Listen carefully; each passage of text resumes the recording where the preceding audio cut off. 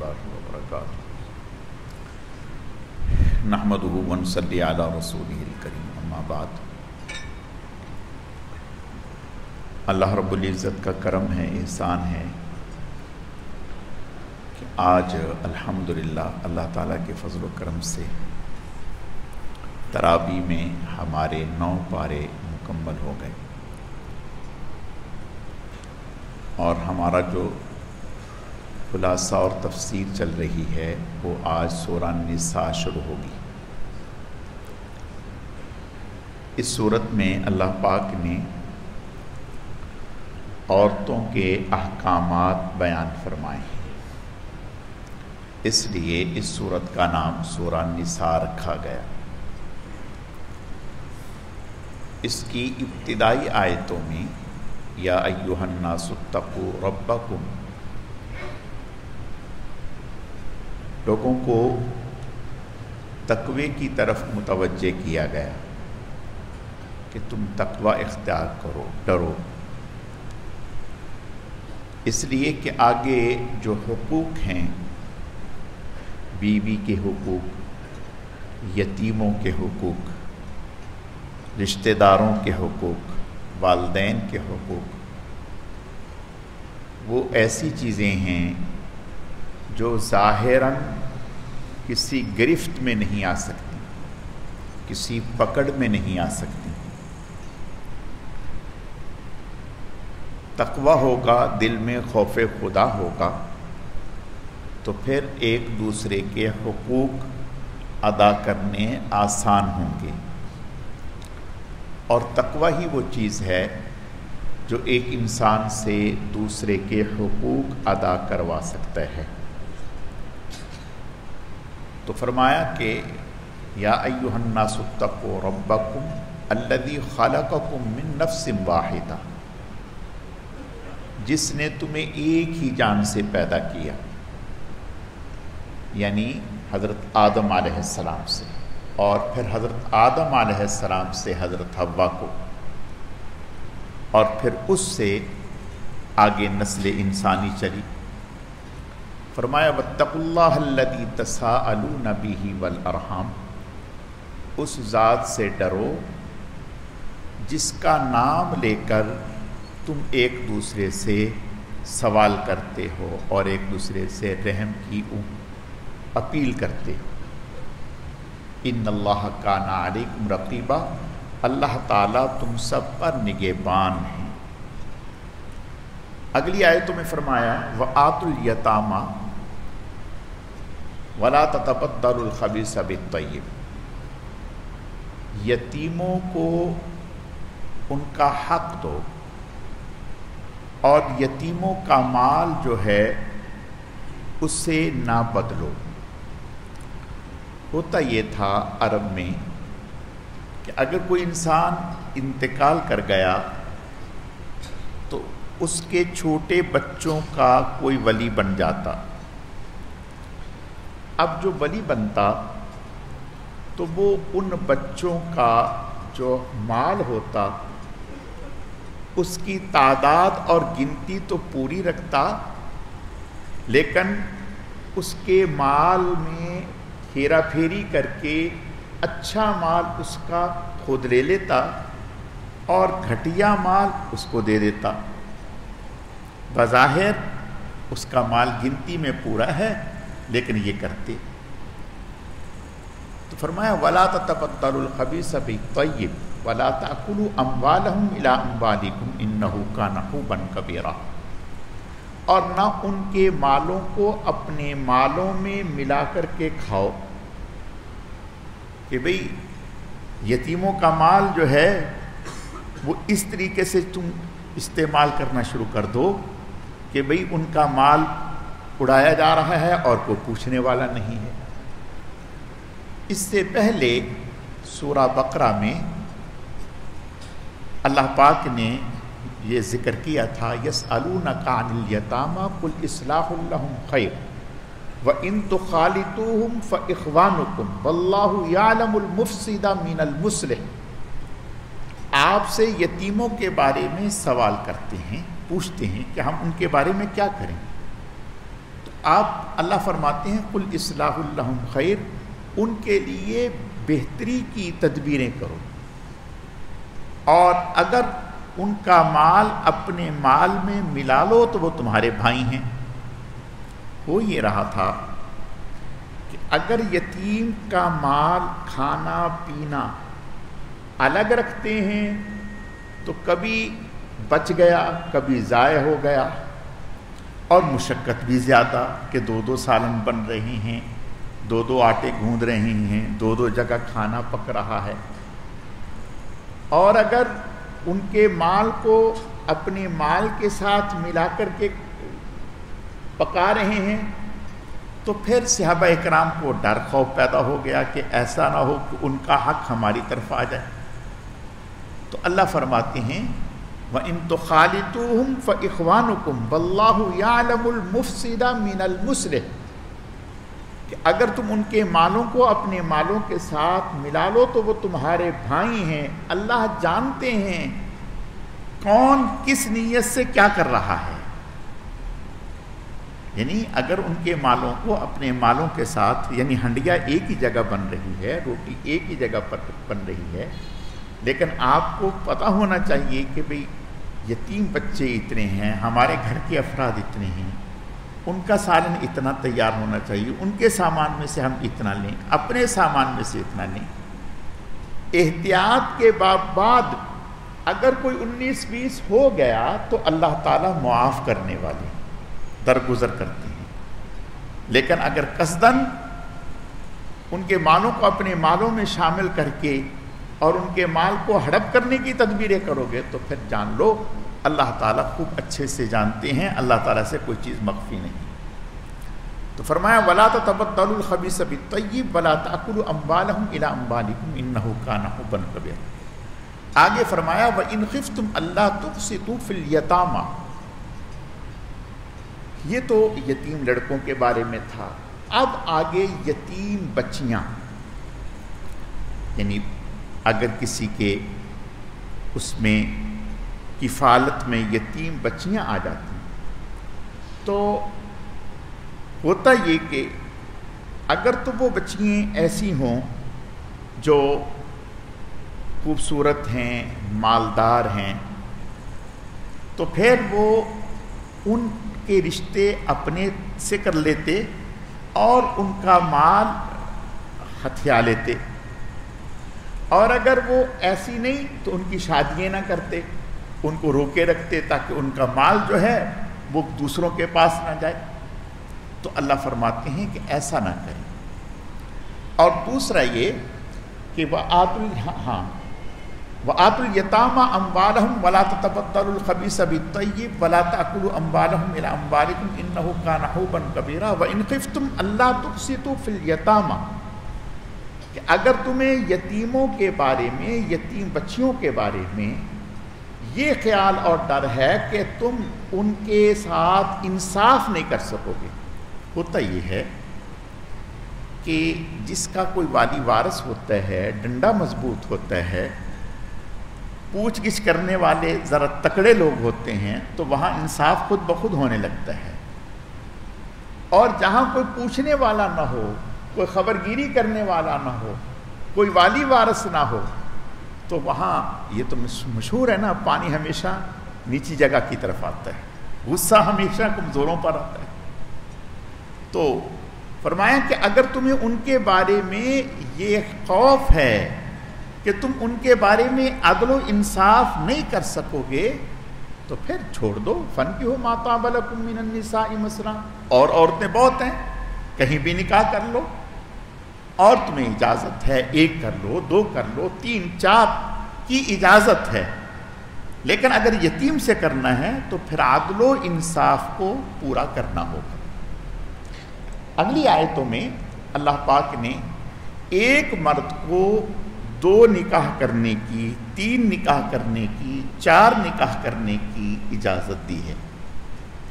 اصل میں یہاں پہلے ایک بات سمجھیں، اسلام سے پہلے اس حوالے سے کوئی ضابطہ نہیں تھا، کوئی قانون نہیں تھا۔ کسی نے 20 عورتیں جمع کی ہوئی ہیں، یعنی 20 عورتوں کے ساتھ نکاح کر رکھا ہے، کسی نے 50 عورتوں کے ساتھ نکاح کر رکھا ہے، کسی نے 10 عورتوں کے ساتھ نکاح کر رکھا ہے۔ اب نکاح کر لیا لیکن ان کے حقوق ادا نہیں ہو رہے اور کوئی پوچھنے والا نہیں۔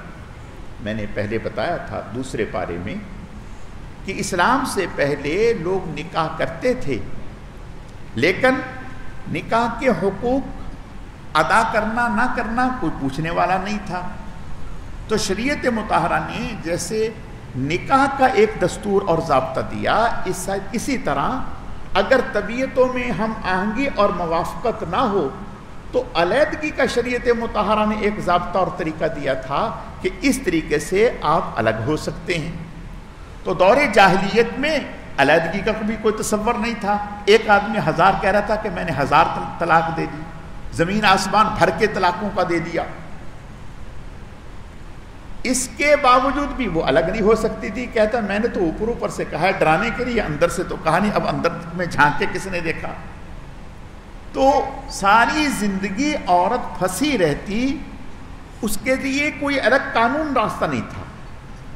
تو شریعت مطہرہ نے ایک ضابطہ متعین کیا کہ اگر کوئی شخص ایک وقت میں ایک سے زائد نکاح کرنا چاہتا ہے تو نہ تو اس کو اتنی کھلی چھوٹ دے دی جائے کہ 100 پکڑ لے، 200 پکڑ لے، 50 پکڑ لے، 20 پکڑ لے اور پھر نبھ نہ سکے اور ان کی زندگی وبال جان بن جائے، تو نہ تو اس طرح سے چھوٹ دے اور نہ ایسی قدغن لگائی کہ بھی ایک ہی کر سکتے ہو، ایک سے زائد نہیں کر سکتے۔ نتیجہ کیا نکلا کہ یورپ نے اپنے ہاں یہ شرط لگا دی کہ ایک عورت سے آپ شادی کر سکتے ہیں، دوستانہ بلکہ 20 سے نبھا لیں،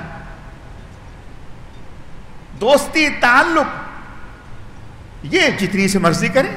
نتیجہ کیا ہوا کہ زنا عام ہو گیا، بدکاری عام ہو گئی۔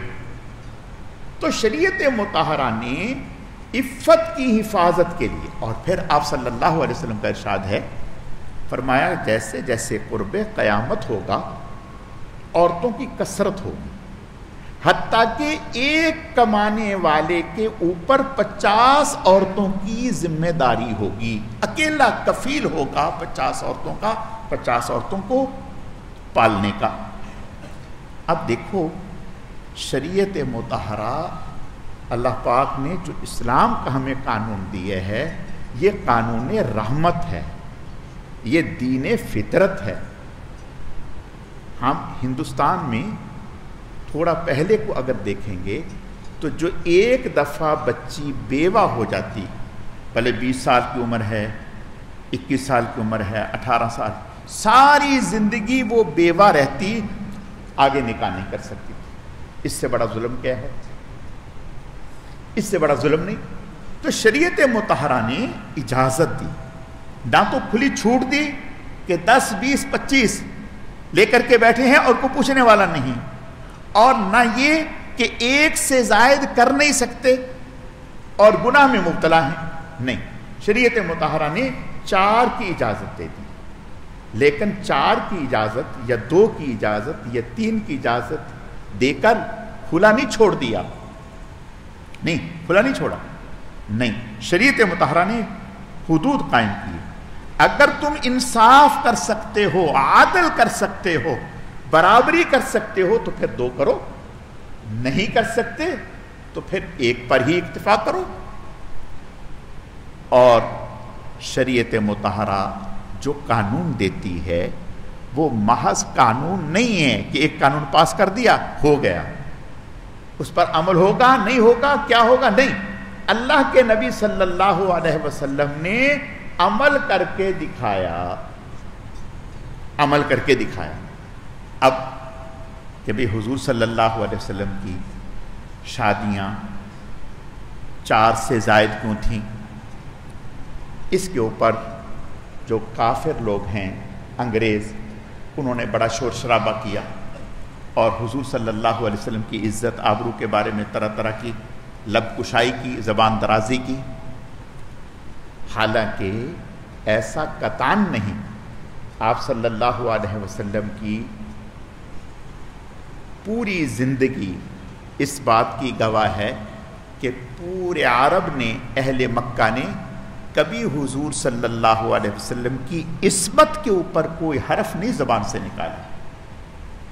25 سال جب عین شباب ہے، اس وقت سے لے کر 50 سال کی عمر تک ایک ہی خاتون کے ساتھ آپ صلی اللہ علیہ وسلم زندگی گزار رہے ہیں۔ جس وقت انسان میں جنون اور خمار ہوتا ہے، وہ جوانی کا زمانہ ایک خاتون کے ساتھ گزر رہا ہے، اور کسی کو اس پورے دورانیے میں مجال نہیں ہے کہ کوئی حرف نکالے۔ جب 54 سال کی عمر آپ کی ہوئی ہے تو آپ نے ایک سے دوسری شادی کی، پھر 57-56 سال کی عمر میں 2-3 شادیاں اور کی۔ اب یہ اور شادیاں کیوں کی؟ اس کی ضرورت کیا تھی؟ دیکھو، نبی کی زندگی جیسے گھر سے باہر کی زندگی ہمارے لیے اسوہ ہے، نمونہ ہے، ہم اس کو دیکھ کر کے چلیں گے، اسی طرح نبی کے گھر کی زندگی بھی ہمارے لیے اسوہ ہے، اس کو دیکھ کر کے ہم چلیں گے۔ اب گھر کی زندگی میں اگر ایک ہی عورت ہوتی تو یہی کافر، یہی یہود و نصارہ کہتے ایک عورت جس کو تمہارا دین کہتا ہے کہ وہ ناقص العقل ہوتی ہے، اور جس کو تمہارا دین جو ہے ایک عورت کی گواہی کو مرد کی گواہی کے برابر بھی قرار نہیں دیتا، تو ایک عورت کی بات کے اوپر تم اسلام کھڑا کر رہے ہو۔ حضور صلی اللہ علیہ وسلم کی گھریلو زندگی کو حفاظت کے ساتھ امت تک منتقل کرنے کے لیے ایک جماعت کی ضرورت تھی، اور وہ ایک سے زائد بیویاں جنہوں نے حضور صلی اللہ علیہ وسلم کی گھریلو زندگی کو، ایک ایک ادا کو، ایک ایک طریقے کو، ایک ایک اسوہ کو محفوظ کیا اور امت کے سامنے پیش کیا۔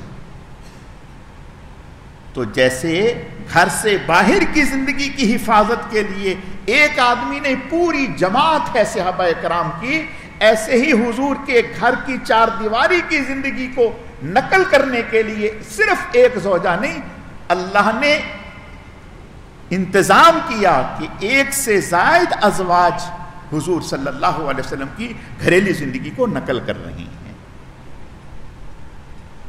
اور حضرت عائشہ صدیقہ رضی اللہ تعالی عنہ، اکیلے حضرت عائشہ صدیقہ رضی اللہ تعالی عنہ سے حضور کی گھریلو زندگی کے حوالے سے 2200 روایات ہیں، 2200 روایات ہیں۔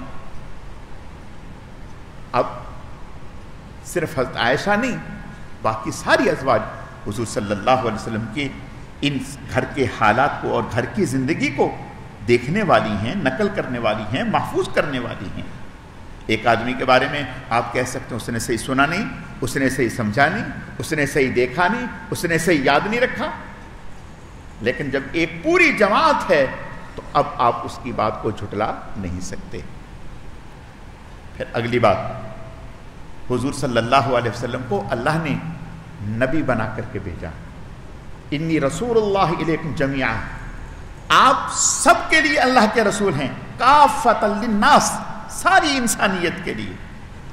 اب آپ نے مختلف خاندانوں سے رشتہ داریاں کی، جب ان خاندانوں سے رشتہ داریاں کی تو قدرتی طور پر خاندانوں میں الفت بڑھی، محبت بڑھی۔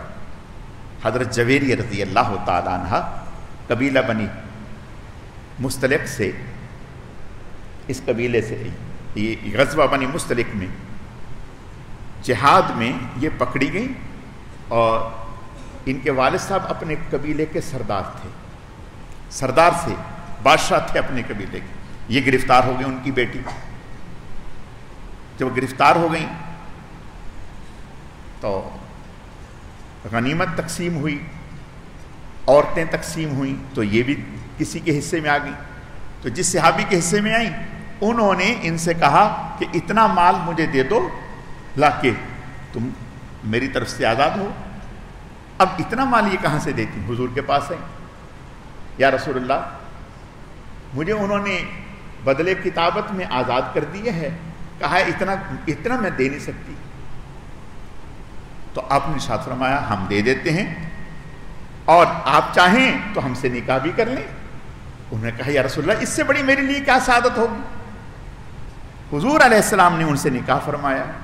صحابہ کرام کو جب پتہ چلا تو ان کے خاندان کے کئی 100 قیدی جو لوگوں کے پاس غلام اور لونڈیاں تھیں، انہیں جب یہ پتہ چلا کہ یہ حضور کی زوجہ بن گئی ہیں اور حضور کے سسرالی رشتہ داروں کو ہم غلام بنا کر کے رکھیں، یہ اس ادب اور احترام کے خلاف ہے. سب نے ان کو آزاد کر دیا.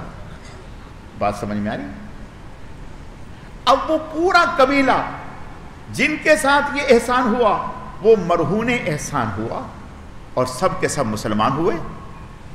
تو آپ صلی اللہ علیہ وسلم کی یہ رشتہ داریاں جب مختلف خاندانوں میں بڑھیں اور پھر انک لعلی خلق عظیم، داماد طرح طرح کے ہوتے ہیں، بعض داماد لالچی ہوتے ہیں، بعض مال سیٹنے والے ہوتے ہیں، بعض ظلم و زیادتی کرنے والے ہوتے ہیں، بعض نشے والے ہوتے ہیں.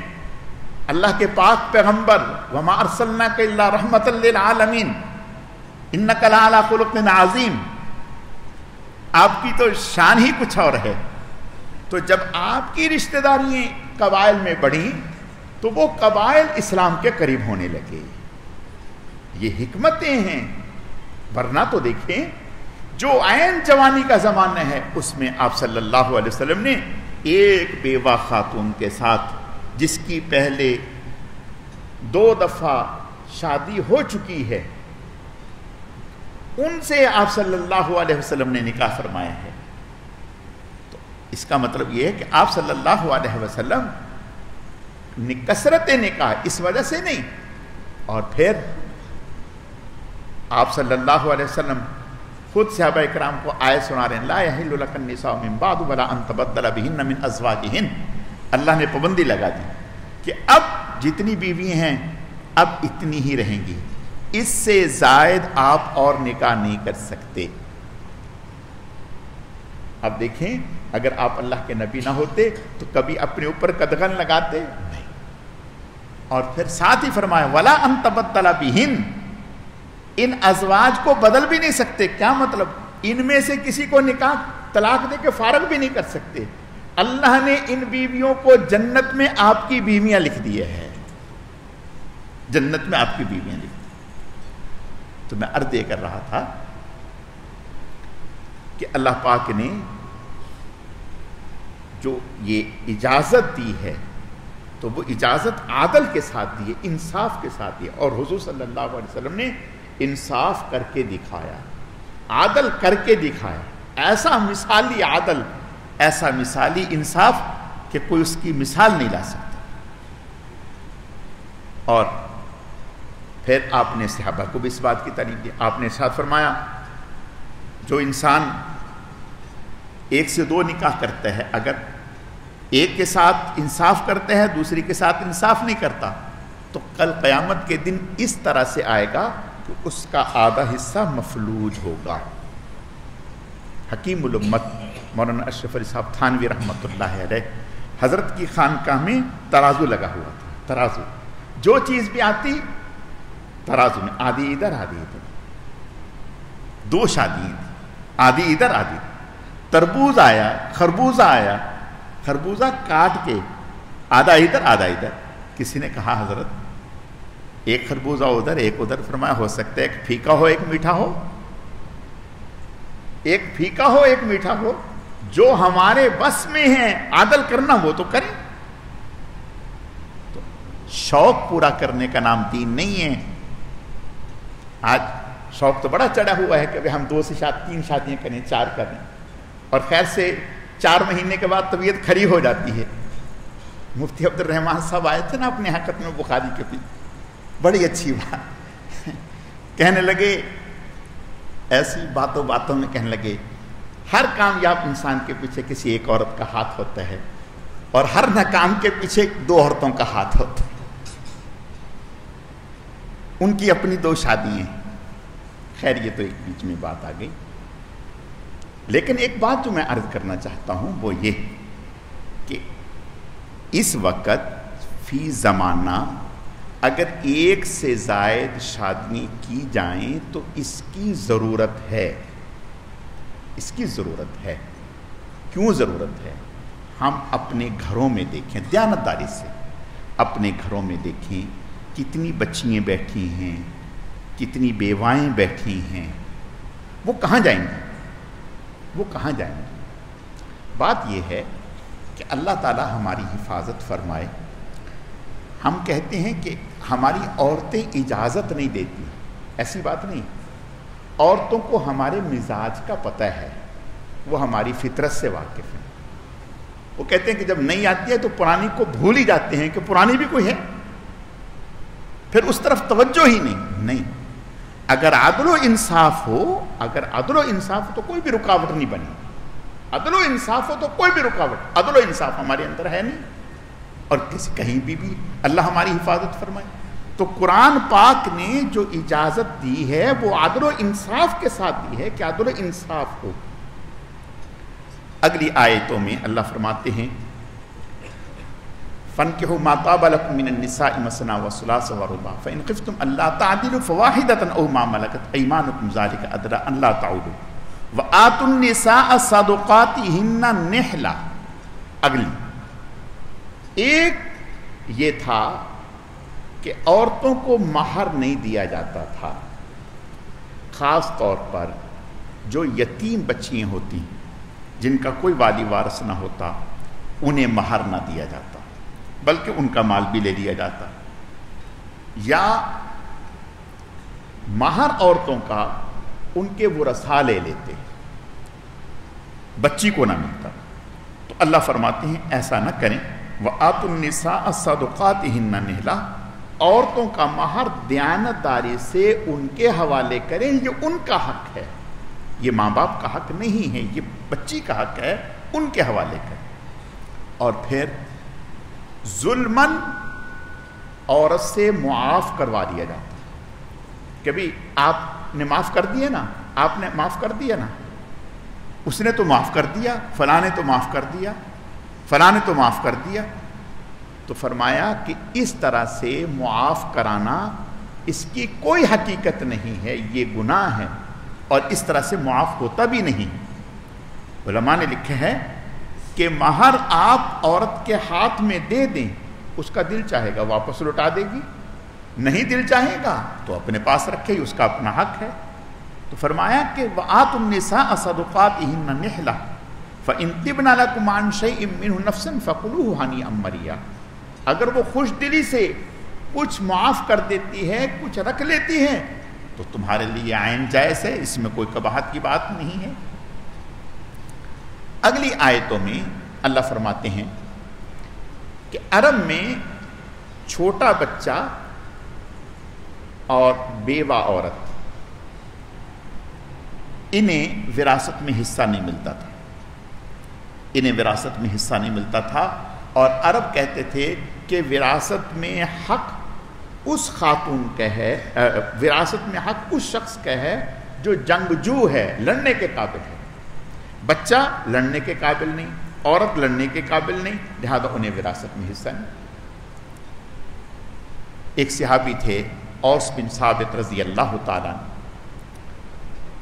ان کا انتقال ہو گیا تو ان کے چچا زاد بھائی، ان کی بیوی کے ایک بیوی تھی، دو بیٹیاں تھیں، ایک بیٹا تھا، ان کے وارث بن گئے۔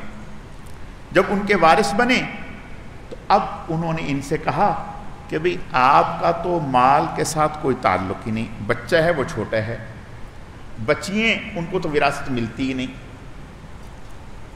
تو اس نے کہا کہ بھئی چلو اگر ایسا ہے نہ دیں ہمیں مال، وراثت ہمیں نہ دیں، لیکن یہ جو دو بچیاں ہیں ان سے آپ شادی کر لیں، چلو مجھے ان کا فکر نہیں ہوگا، مال بھی تم رکھیں۔ انہوں نے کہا ہم شادی بھی نہیں کریں گے اور مال بھی نہیں دیں گے۔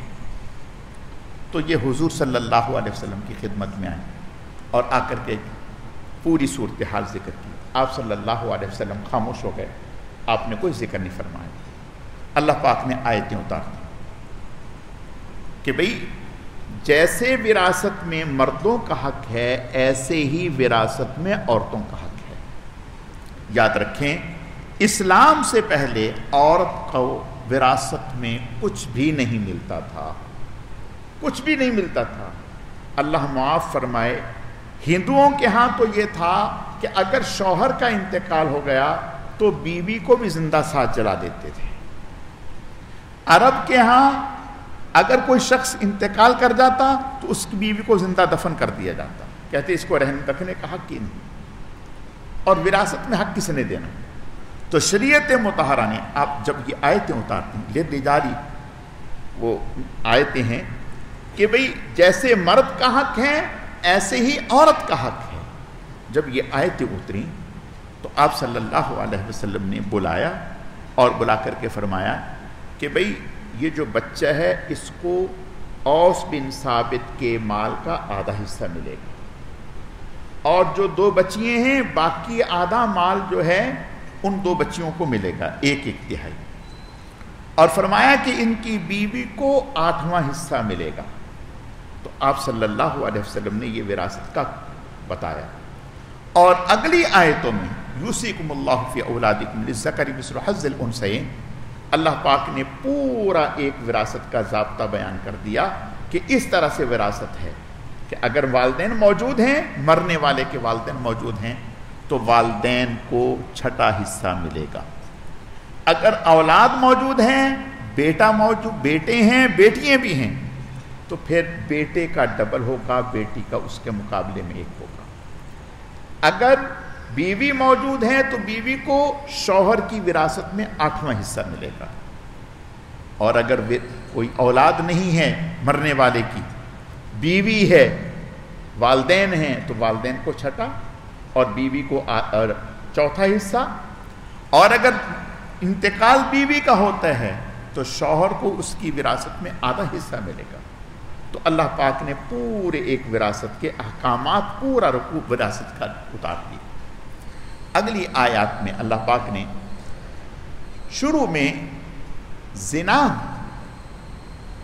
کے احکامات اس طرح سے واللاتی یاتین الفاحشۃ من نسائکم فاستشہدوا علیہن 4 منکم فإن شہدوا فامسکوہن فی البیوت، کہ اگر کوئی عورت کسی زنا کا ارتکاب کرتی ہے اور ثابت ہو جاتا ہے تو پھر شریعت مطہرہ یہ کہتی تھی اس کو گھر میں بند کر دو حتیٰ یتوفاہن الموت او یجعل اللہ لہن سبیلا، کہ یا تو اس کو موت آ جائے یا اللہ تعالیٰ کوئی اور راستہ پیدا کرتے. لیکن پھر آگے سورہ نور میں جب اللہ پاک نے ایک مستقل اس حوالے سے احکامات اتار دیے کہ اگر شادی شدہ مرد یا عورت زنا کا ارتکاب کرتے ہیں تو انہیں سنسار کیا جائے گا، یعنی رجم کیا جائے گا، اور اگر غیر شادی شدہ کرتے ہیں تو ان کو کوڑوں کی سزا دی جائے گی. اگلی آیات میں اللہ فرماتے ہیں وَلَا تَنْكِحُوا مَا نَكَحَ آبَاؤُكُم مِّنَ النِّسَاءِ إِلَّا مَا قَدْ سَلَفَ. اسلام سے پہلے جیسے کوئی شخص اس نے 1 نکاح کیا، 2 کیے، 3 کیے، تو باپ کے انتقال کے بعد جو بیٹا ہوتا وہ اپنی باپ کی منکوحہ سے نکاح کر لیتا، یعنی اپنے باپ کی بیوی سے، یعنی ایک والدہ سے تو یہ ہے نا، جو دوسری والدہ ہے اس سے نکاح کر لیتا اور کہتا ہے یہ میرا حق ہے، اور جائیداد پہ قبضہ کر لیتا.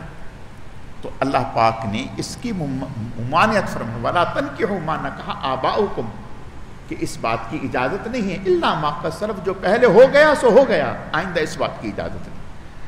اور پھر اللہ پاک نے آگے پورا ایک ضابطہ بیان کر دیا حرمت علیکم امہاتکم و بناتکم و اخواتکم و عماتکم، کون کون سے رشتے ایسے ہیں جو تم پر حرام ہیں، یعنی خالہ کو بھانجی کو نکاح میں اکٹھے نہیں رکھ سکتے، 2 بہنوں کو اکٹھے نکاح میں نہیں رکھ سکتے، پھپھی بھتیجی کو نکاح میں اکٹھے نہیں رکھ سکتے.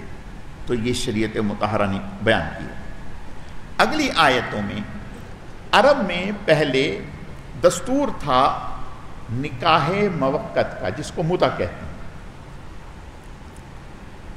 عرب میں پہلے یہ ہوتا تھا کہ لوگ اگر کہیں سفر کر کے جاتے ہیں، کسی شہر میں چلے گئے، تو وہاں اس وقت اس طرح کی سہولتیں نہیں ہوتی تھی جیسے آج کے زمانے میں. تو چلے گئے وہاں جا کر کسی عورت سے وہ نکاح کر لیتے. نکاح کس طرح سے کہ اس کے لیے باقاعدہ ایجاب و قبول کا کوئی لفظ نہیں, نہ اس کے لیے مہر ہوتا, کچھ بھی نہیں. کسی عورت سے یہ کہتے کہ بھی ہم یہاں تجارت کے سلسلے میں آئے ہیں, 2 مہینے 3 مہینے 4 مہینے ہم یہاں رکیں گے, ان 4 مہینوں میں آپ ہمارا کپڑا لتا دھوئیں گی اور ہمارے لیے کھانا تیار کریں گی, خدمت کریں گی, ہم آپ کو اتنے پیسے دے دیں گے, اور اس کے ساتھ ازدواجی تعلق قائم کر لیتے. اس کو نکاح متع کہلاتا. اور علیحدگی کے لیے نہ طلاق کی ضرورت, نہ عدت کی ضرورت, اور کسی ایک کا انتقال ہو گیا تو وہ دوسرے کا وارث نہیں بن سکتا تھا. اس طرح اسلام سے پہلے یہ ایک رائج تھا. اور پھر اسلام کے آنے کے بعد جیسے کچھ وقت تک شراب چلتی رہی, پھر اللہ نے پابندی لگا دی, اسی طرح کچھ وقت تک یہ متع کا سلسلہ بھی چلتا رہا. اور اسی طرح یہ جو گھریلو گدے ہیں پالتو, یہ بھی کھائے جاتے تھے, حلال تھے. پھر آپ صلی اللہ علیہ وسلم نے خیبر کے موقع پر ان دونوں چیزوں سے منع کر دیا. ایک متع سے منع کر دیا, اور دوسرا آپ نے پالتو گھریلو گدوں سے منع کر دیا کہ ان کا کھانا جائز نہیں. لیکن منع کرنے کے بعد کچھ کو اطلاع ہوگی. اس وقت ایسا تو زمانہ نہیں تھا کہ بھی ایک خبر آنن فانن سب جگہ نشر ہو گئی. کچھ کو خبر مل گئی, کچھ کو نہیں ملی. تو پھر بھی گاہیں گاہیں کوئی نہ کوئی اس میں مبتلا رہا. پھر آپ صلی اللہ علیہ وسلم نے فتح مکہ کے موقع پر واضح طور پر اعلان کر دیا, والذین هم لفروجہم حافظون الا علی ازواجہم او ما ملکت ایمانہم فانہم غیر ملومین. فرمایا کہ اب کوئی ایسا نکاح جس کو متع کہتے ہیں اس کی کوئی گنجائش نہیں ہے. صرف بیوی حلال ہے انسان کے لیے یا لونڈی حلال ہے, جس کا آج کوئی تصور نہیں ہے, اس کے علاوہ کچھ نہیں ہے. اللہ تعالیٰ سمجھنے کی عمل کرنے کی توفیق عطا فرما. الحمدللہ رب العالمین والعاقبۃ للمتقین والصلاة والسلام علی سید المرسلین. اللہم صلی علی محمد النبی الامی وعلی آلہ واصحابہ وبارک وسلم وصلی علیہ. رب اغفر وارحم وانت خیر الراحمین. اے اللہ, جو کچھ کہا سنا گیا اپنی بارگاہ میں قبول فرما, کمی کوتاہیوں کو معاف فرما, اعمال میں اخلاص پیدا فرما, اپنی رضا نصیب فرما, بہکنے بھٹکنے گمراہ ہونے سے ہماری حفاظت فرما. یا اللہ پاک, ہم سب کو اپنے نیک اور محبوب بندوں میں شامل فرما, خاتمہ ایمان پر فرما. اے اللہ, رمضان المبارک کی قدر و منزلت کو پہچاننے کی توفیق عطا فرما. اے اللہ, اس ماہ مبارک میں ہم سب کی مغفرت کے فیصلے فرما, ہدایت کے فیصلے فرما. اے اللہ, ہم سب کی تمام دعاؤں کو قبول فرما. سبحان ربک رب العزت عما یصفون وسلام علی المرسلین والحمد للہ رب العالمین برحمتک یا ارحم.